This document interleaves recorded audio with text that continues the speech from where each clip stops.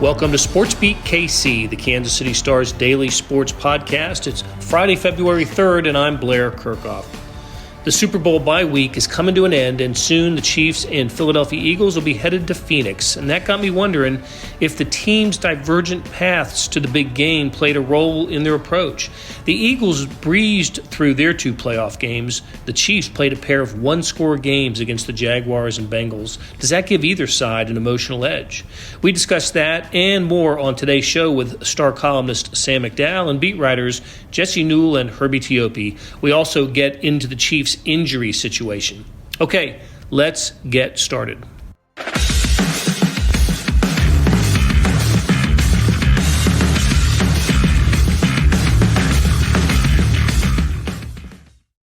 Good afternoon from sunny Arrowhead Stadium. Welcome to SportsBeat Live. This is a show where we discuss Chiefs with the folks in the media who know them best, and with you. Send us your questions and comments, and let's talk about the Super Bowl-bound Kansas City Chiefs with Jesse Newell, Herbie Teope, and Sam McDowell. Great to see you guys.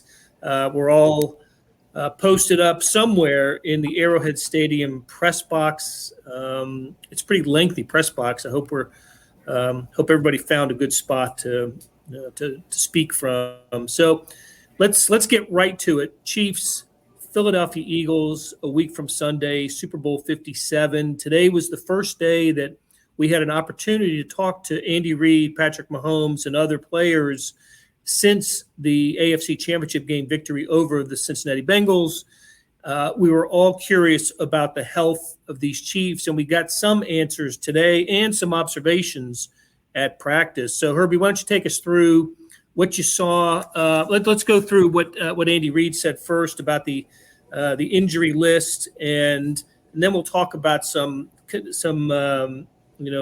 conditions of these injuries and what it may mean for the Chiefs. But let's go down the list. Let's start with the guys who left the game on Sunday and what their status is.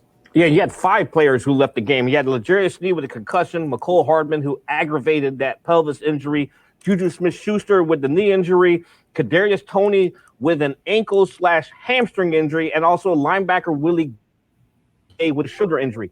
Of those 5, 4 did not practice today. Sneed still in the concussion protocol. Kadarius Toney and Juju Smith-Schuster were observed on the practice field watching from the sidelines. Sneed, surprisingly, also was observed on the practice field towards the end of it. He was going through stretching and conditioning, a good sign that he is progressing well in that 5-step concussion protocol. The big one, though, is at this point is McCole Hardman. The pelvis injury. I asked Andy Reid specifically, how challenging will it be for him to return in time for the Super Bowl? Andy Reid essentially said, look, I think it's doubtful. I don't think he's going to play. So Chiefs are going to prepare going forward without McCole Hardman. I was kind of surprised he played anyway in the AFC title game. I didn't know what the chances were, but I thought we had seen him for the last time a couple of months ago. He really did give it a shot, and it was on the play in the third quarter when Mahomes rolled left and completed what was about an 11-yard pass to Hardman. That Hardman went down, aggravating that abdomen injury, and that was when Patrick Mahomes came up as gimpy as we've seen him at all during that game. He was limping pretty noticeably, and I believe he said, or I heard someone who in a position to know after the game say that because the game stopped and then they had to tend to Hardman, that actually gave a couple extra minutes for Mahomes to gather himself and to rest that ankle for just a couple of minutes. All right, so let's transition to that. Mahomes with the ankle injury. Jesse, what did we know? What did we learn about that today? With Mahomes played on the high ankle sprain and performed admirably, of course. So we're all curious about where things stand with him and the ankle. What was the update from him? Yeah, he was asked about that pretty early today, as you'd expect, and he just said he basically had general soreness from the game. It was a kind of a physical game to go through, especially that last hit that he took. And you mentioned earlier, Blair, the hit that he kind of had to shake off earlier in the game. But he basically said his whole body was a little bit sore. He didn't feel like the ankle took a step backwards, so no aggravation in any regard with that, but just sort of was sore after this particular game. So it feels like he's in a good spot for moving ahead for the Super Bowl. And as we know, I mean, if he performs anywhere close to what he did on Sunday here in 2 weeks, then I think Chiefs fans will be happy with potentially what they're going to get out of him, because at times he didn't look hurt at all. And when he really, really, really needed to push down the throttle and get first downs or scramble, we saw him be able to do that. And you would assume there's going to be one or two of those moments in the Super Bowl where he's going to do the same sort of thing. So get that rest for him. Obviously, with the couple weeks off, he'll be able to do that. But it doesn't sound like a step back with the ankle, just a general soreness after this game, and it was a physical one against the Bengals. Speaking of running for first downs, of course, that's what Mahomes did on the final offensive snap for the Chiefs, and picked up a first down, but not enough really to try a field goal from that distance until Joseph Asai pushed him when he was out of bounds and got the 15-yard penalty. And that, of course, gave Harrison Butker the yardage he needed to get the 45-yard field goal. So, Sam, Mahomes addressed that today, and John Gordon asks, he was talking about the conspiracy theories on the refs. That's one of them, right? That's some of the chatter we've been hearing in Kansas City this week, and certainly social media has gone crazy with the theories about this, that it's a call that should not have been made. But I thought it was a really smart answer from Mahomes on, did he try to sell the call? And my interpretation of the answer was he was in no position to sell it. He did nothing that he would not have done out of the ordinary, is the way I interpreted it. What do you think? Yeah, Bengals fans are down bad, right? I mean, if this is the call that they're pointing to, I mean, it's an easy call. I mean, Patrick Mahomes said it was the furthest he thinks he's been hit out of bounds.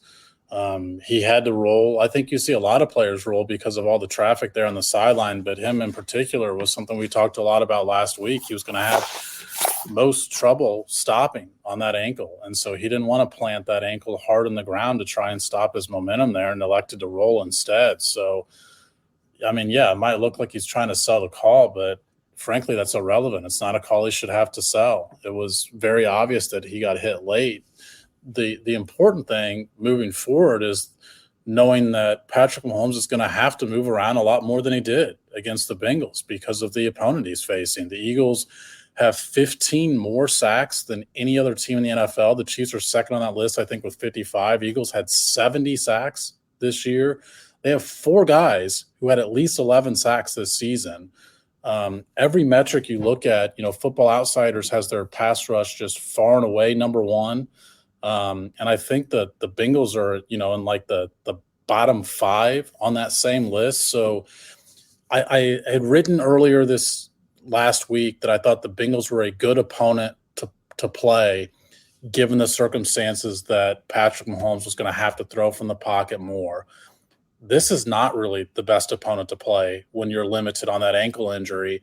And the question is whether, and this is what Jesse touched on already, but usually 3 weeks out from a high ankle sprain, you might be able to get through some stuff, because usually it's about a 4 to 6 week injury. And now you're getting closer to being healthy at 3 weeks. But Patrick Mahomes went through a full NFL tackle football game after 7 days. It's a little bit different. And he did say today that he was sore, but he didn't think he had any setbacks. But he also didn't spend Sunday rehabbing, getting treatment, and healing the ankle. He put it through, as much torment as he possibly could have, to be frank. So that's what I wonder. Are we going to get Patrick Mahomes 3 weeks removed from an ankle injury, or are we really only getting him 2 weeks removed from this high ankle sprain? With all those sacks, where do the Eagles rank as far as a blitzing team concerned? So did they blitz often? NFC team, we're not as familiar with them as we are the teams in the AFC. Yeah, I'll get that to you, Blair. I'm just curious. That is an incredible amount of sacks, and to have 4 in double digits, that is that's quite amazing. it really is hard to take a lot away from the Eagles' victory over the 49ers in the NFC title game. It was 31-7 or 38-7. I can't remember the final, but they blitzed the Giants the week before and then handled the 49ers so easily. They're clearly on a roll here. Meanwhile, the Chiefs win 2 one-possession games and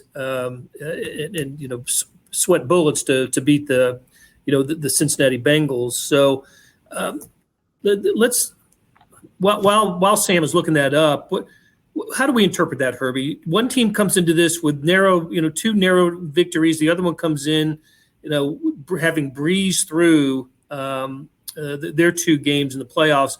But you know what? I'll take a first stab at it and say I remember the 49ers 4 years ago came in with 2 easy wins in their playoff games and then came in and lost to the Chiefs. So, but from a confidence standpoint, should it matter? Does it matter? Yeah, it's kind of hard. That's a fair question, but I don't know how much you can take out of the 49ers losing to the Eagles because they were down to Brock Purdy, and then Purdy got hurt. They were down to like their 5th quarterback, and then he got hurt, and then Purdy had to go back into the game. If anything, the Eagles beat the team they were supposed to beat. Are they on a roll? Absolutely. They've been on a roll all season. So, of course they're going to be confident. Jalen Hurts was neck and neck with Patrick Mahomes for the MVP award until he got hurt towards the end of the season with the shoulder injury. This is a good football team. I hate to sound like Andy Reid, but he's right. It's a good football team, and they should look forward to the challenge of playing the Philadelphia Eagles.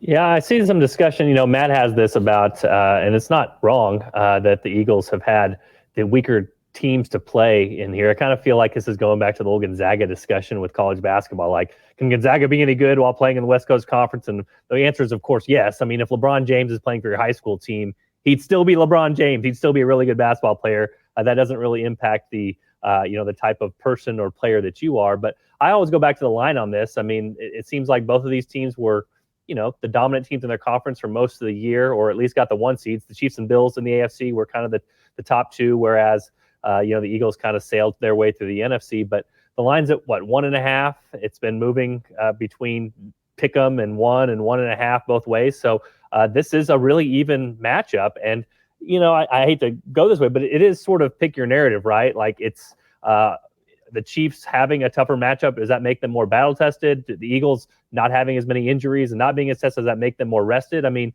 Blair, you gave the example of the 49ers a few years ago. I gave you the example of the Chiefs last year, who they went through the Bills and had that emotional, crazy victory where they got beat up. The next week came out kind of flat against the Bengals and weren't able to advance to the Super Bowl. So it is sort of like pick your narrative here, depending on who you are. But the bottom line is what Vegas says to me. And the Vegas says that this is going to be one of the closest Super Bowls, or at least going into it is one of the closest Super Bowls that we've had in recent memory. So that's what makes it a great game. And I think what does impact it too is just that small thing we were talking about earlier, which is Patrick Mahomes, how's his ankle? Juju Smith-Schuster, how's his knee? Kadarius Toney, how's his ankle? Willie Gay, is he going to be fine? All these guys that are just, maybe it's a half point, maybe it's a quarter of a point. You add all those up, and all of a sudden a game that's kind of a pick 'em or pretty close, you might swing it to Eagles 1 or Eagles 2, that sort of thing. So that's kind of where these two teams stand. The fact that the Eagles probably are just a tiny bit healthier than the Chiefs is going to play into this game, and we'll see over these 2 weeks. If the Chiefs get healthier, then maybe this thing swings back to a true pick 'em. Yeah, the Eagles are a little bit tough to figure out because all of their numbers are really good. They have the best defense in the NFL, in particular the best pass defense in the NFL. It's not just the pass rush. They have 3 guys who can play cornerback. 2 of them have been rated in the top 20 to 25 on Pro Football Focus all year, and they got a 3rd guy back with Maddox last week. So I think all their personnel suggests they're really good. When you look at their schedule, and I got this from Pro Football Focus a couple days ago, but their 4 best offenses they faced this year are the one time they played the Cowboys with Dak Prescott, the Packers, the Jaguars, and the Lions. Those are the 4 best statistical offense that the Eagles defense has faced this year. They all had 30 points against them. So there's splits against the good teams versus the bad teams. Now everybody should be better against the bad teams and worse against the good teams, but their splits are pretty exaggerated.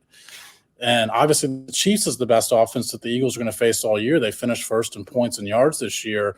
So like I said at the top of this, it's a little difficult to figure out how good are the Eagles defense. And I mean, what better test they have, and what better time to have that test in the Super Bowl next weekend against the Chiefs. Yeah, Sam, I just go big picture on this. This is sort of what we talk about analytically. Like, what is the one thing I was talking about, the trump card in football? What's the trump card in football? It's a passing offense, right? And the Chiefs have a quarterback. They have Andy Reid. They have the offense to go with it. That's sort of what that indicates to me, which is like the Eagles have a defense that if you don't have a really good pass offense, they're pretty good. If you have a good pass offense, that's the trump card. It can beat you no matter what. So that's sort of why we're still talking about Patrick Mahomes' injury. How mobile is he going to be? Is he going to be good in 2 weeks? Because the Chiefs have proven over the course of the season, like, think about the best defenses they faced. Like Tampa Bay going into that one, a feared defense, went up and put a ton of points on them. San Francisco, play at San Francisco, went and put a ton of points up on them. The Chiefs, when they're playing well and you have a good defense, the Chiefs win. It's the trump card. It goes on top of that. So that's kind of probably where the Eagles are facing right now, is that they feel good about their defense. They like their personnel. They have a quarterback on his rookie contract, so you can sprinkle throughout the rest of the roster a lot of this money. But right now with the Chiefs, they have the quarterback, which overrides everything else. It's like the Uno card or whatever. Like that goes on top of everything else. And Patrick Mahomes is the ultimate. When he's playing well, he can overcome all that.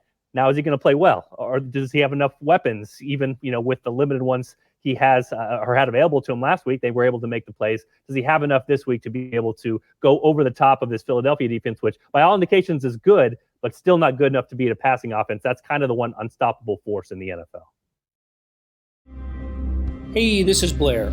There are several ways to access the Star Sports section. Let me tell you about a couple of them. There is Sports Pass. For $12.99 a month, you get unlimited digital access to all of the Star Sports content, including beat writing, columns, features, pretty much everything we write.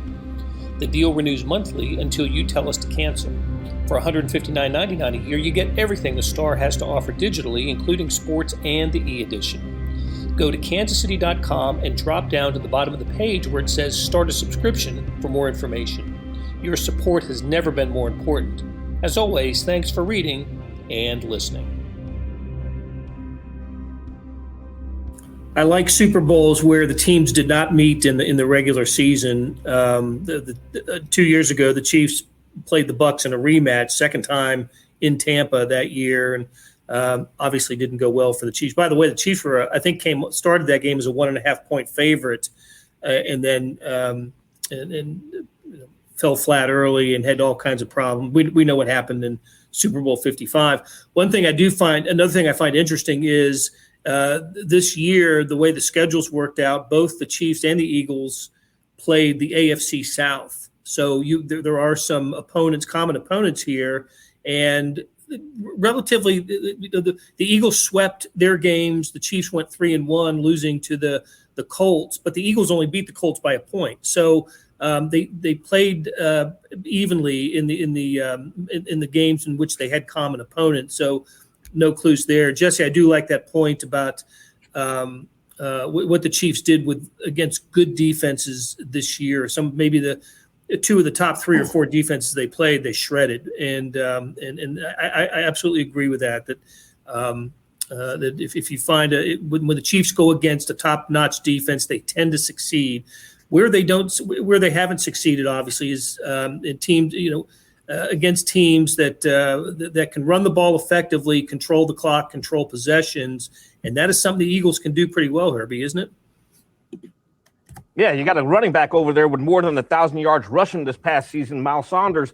And to Jesse's point, I do agree with they were able to punch a good defense in the mouth, but the difference between those defenses and the Eagles have offensive firepower. Against the Buccaneers, you're facing clearly beyond his prime Tom Brady with one weapon, and they had zero semblance of a run game. With the 49ers, you had Jimmy Garoppolo and all the things that come with him, and no running game. That was Christian McCaffrey's first game in the 49ers uniform. Now you've got 2 quality wide receivers, and all-pro wide receiver A.J. Brown and that other wide receiver Smith, with also, you got 2 1,000-yard receivers.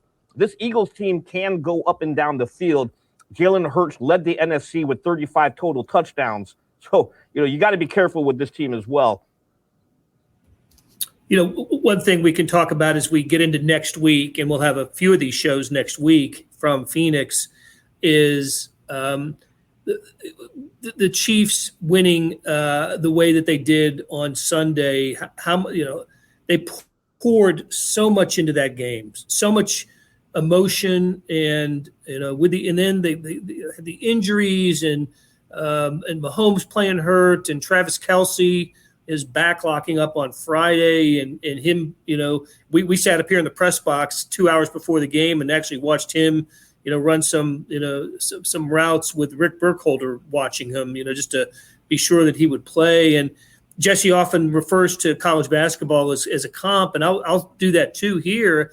We hear about it all the time. Coaches say that, if you have an injury to a key player, there's a rally around factor that usually is good for a game. And, you kind of play above your heads to compensate for a loss. Now, I'm not suggesting there's a loss here, but just the whole emotional aspect that the Chiefs poured into the AFC title game that the Eagles didn't have to do in either one of their playoff games, to be honest with you.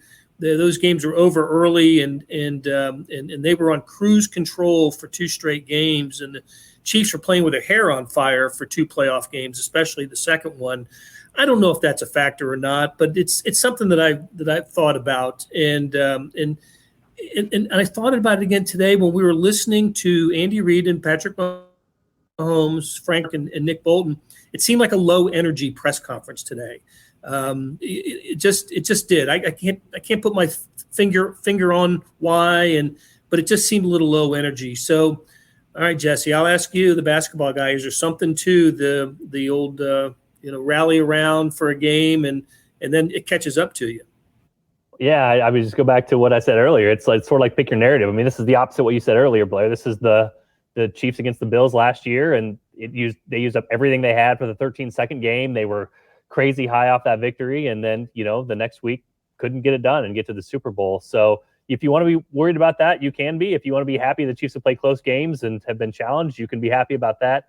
I think the bottom line with this is, I talked with Sam about this because it's an old Cardinals guy, and I know he's followed the Cardinals growing up. But I just remember I had World Series tickets to the Astros here in 2005 if they made it, and I was at the College Rec Center watching Game 5 of the World Series, and the Astros were 1 out away from making the World Series. I thought, man, I'm going to be able to go here. And Albert Pujols hit one on the train tracks at old Enron Field, and it was a shot, one of the biggest homers I've ever seen. And like Brad Lidge almost crumpled into the fetal position on the mound. And I'm like, there's no way I'm going now, because the Astros are going to lose this game. They're going to lose the next 2. They're not going to make the World Series.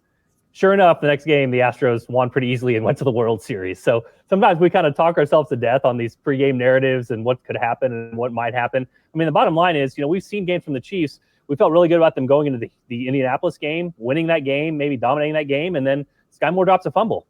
And that game was never the same after that. So small things early in the game can change it up. That's why we watch sports. That's why they are so fascinating to us. But at this point, you sort of are kind of looking at the prism you want to. I mean, are the Chiefs battle tested? Yeah. Is that going to help them? Maybe. Are they a little bit more injured than they'd like? Sure. But what's going to happen in this particular game? At this point, we're all just sort of speculating until we know who's going to be on the field and potentially how this thing is going to swing once that first ball is kicked off. I do think there's something to be said for running out of gas, particularly in the NFL, and it's just the most physically demanding sport we have, right? I think the Chiefs will have 2 things working in their advantage here, possibly 3 if you include the bye. They've got time to sort of regroup is one. But the 2 primary things I would say are the opponent, I think, is going to work in their favor here. There's a lot of emotional attachment to this particular opponent that necessitates focus. We're all asking about – Herbie asked today about there being 2 black quarterbacks. Blair, you asked today about there being 2 Big 12 quarterbacks. Dave Skretta asked about the first time it's 2 quarterbacks from Texas. We've all asked Andy Reid about the Philadelphia ties.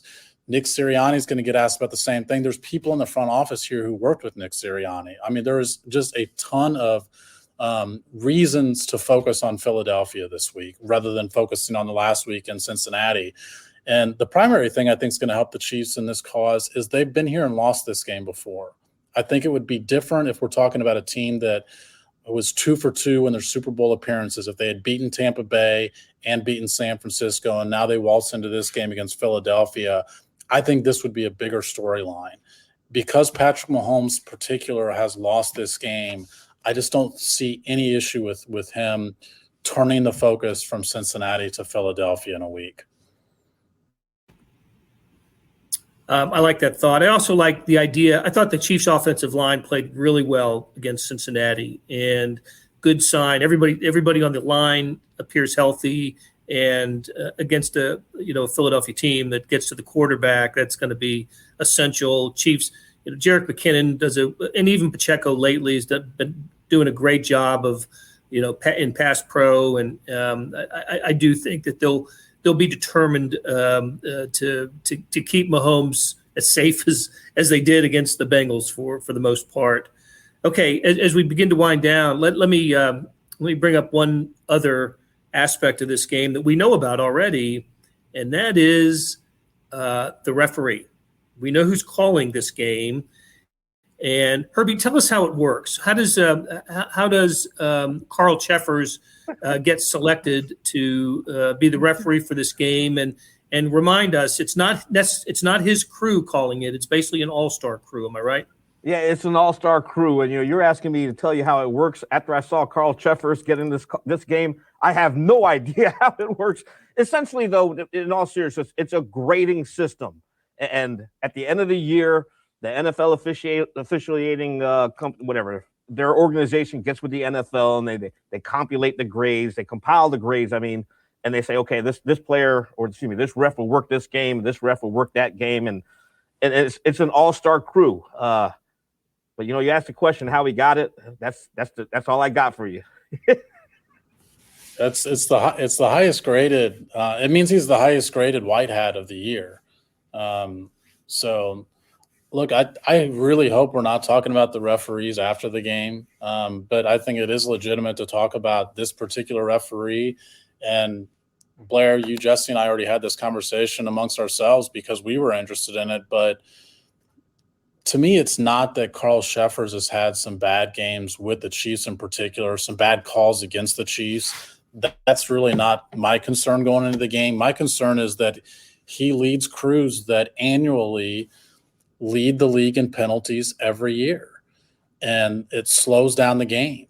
And while it's not his crew going to the Super Bowl, he is the man in charge of the crew. And I think we all thought going into the 2020 Super Bowl in Tampa Bay that same thought. It's just him. It's not his entire crew. But Blair, you mentioned it. That crew set an NFL record for penalties thrown in the first half. And Jesse and I went to the game in Houston this year, and there were two instances as bad. First of all, I'd mentioned this, but there were players in the locker room after the game that were asking me about calls made in the Houston game because they were like, what did the replay show on that? I didn't think I got the guy, and specifically defensive holding and DPI calls, which Carl Cheffers' crew leads the league in those calls. And the two worst calls, despite all of that conversation, or worst instances for the referees, were there were flags thrown, extended huddles to where Jesse and I are in the press box going, what is the conversation here? Somebody threw a flag. Why'd you throw it? What's the conversation here? He just came on the mic and said, well, no flag on the play. No explanation for why. And I think that's a disservice to the fans. And regardless of what crew he's got, that is the person running the crew. And like I said, I worry about the pace of the game. I worry about the clarity of the calls within the game, even if it's not his crew, because it is still him. Yeah, we spent some time earlier in the show talking about, sort of making fun of Bengals, fans with their complaining about the officiating in the AFC title game. And listen, it's what fans do. It's what, But there is a reason to talk about this before the game and to be open to to this, just to the idea that the person calling the game has had the Chiefs a couple times this year. I think it was the Raiders game at Arrowhead too, was it not? Yeah, he made the Chris Jones roughing the passer call on the fumble towards the end of the half. And then you had the Houston game this year, which the Raiders call, I think, is perhaps the worst call we've seen against the Chiefs this year. The Houston game, I think, is just overall the worst officiated game we've seen involving the Chiefs this year. So the Chiefs got that going for them as Super Bowl 57 approaches. Okay, hey, we're going to wrap it up here. We've got so much more to discuss, and we will do that next week from Phoenix. I think even Monday. Heads up! I think on Monday we're going to come to you live, and then a couple other days from the Valley of the Sun as well. And Jesse Newell, Herbie Teope, and Sam McDowell, along with Vahe Gregorian, will all be there. And George Howard produced the show admirably, like he always does. George, thanks a lot. And we'll talk to you guys again from Phoenix. Join us then. Thanks. That'll do it for today and this week on SportsBeat KC. Thanks to our production staff of George Howard, Jeff Rosen, Scott Chasen, Monty Davis, and Randy Mason. Tip of the cap to Herbie Teope, Sam McDowell, and Jesse Newell for sharing their insights. The best Super Bowl coverage can be found in the Kansas City Star, on kansascity.com, and in the morning sports edition. Go to liveedition.kansascity.com to read the nation's best digital sports page. Thanks for listening. Today's our last show in Kansas City. We'll come to you next from the Phoenix area and Super Bowl 57, where the Chiefs coverage crew will be gathered all week. Please join us on SportsBeat Live broadcasts and listen to the SportsBeat KC podcasts. We'll talk to you again soon.